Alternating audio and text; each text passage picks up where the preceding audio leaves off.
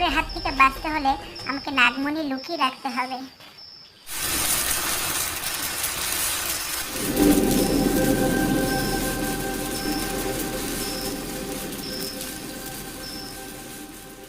এবার আমি পালাই।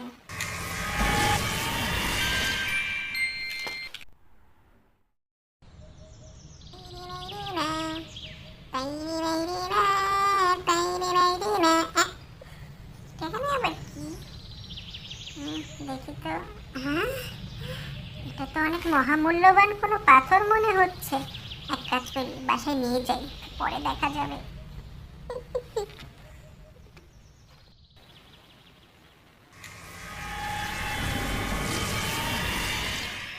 এবার আমি আমার মণি নিয়ে নাগলোকে পালিয়ে যাই।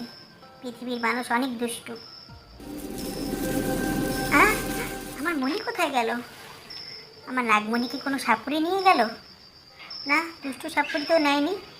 আমাকে বুদ্ধি দিয়ে বের করতে হবে এই নাগমণি কোথায় আছে। চিটিং চিটিং পা পা চিটিং চিটিং। পেন্সিল মারলো কে আমাকে? এত বড় সাহস! আম্মু আম্মু আসতেছে। ও বাবা, মোবাইল রাখো,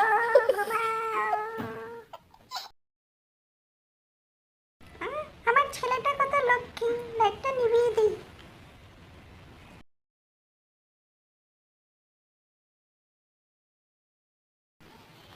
আচ্ছা,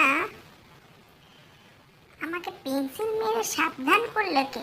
এটা যদি দেখতে হয় তাহলে 10 মিনিট আগে আমাকে ফিরে যেতে হবে। এক কাজ করি, ম্যাজিক্যাল পাথরটা বের করি, সেটা আমাকে 10 মিনিট পিছে নিয়ে যাবে। তখন আমি দেখতে পারবো কে আমাকে পেন্সিল মেরেছে।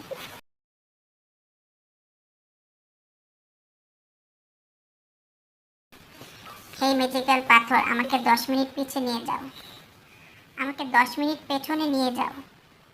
আমি দেখতে চাই কে আমাকে পেন্সিল মারলো।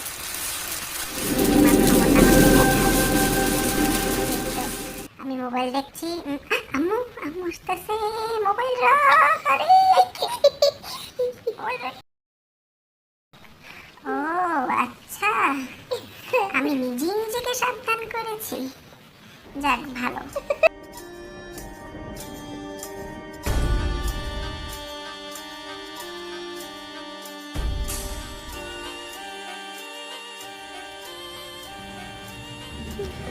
নাগমণি ছাড়া আমি নাগলোকে ফিরে যেতে পারবো না। আমাকে দেখতে হবে নাগমণিটা কার কাছে আছে।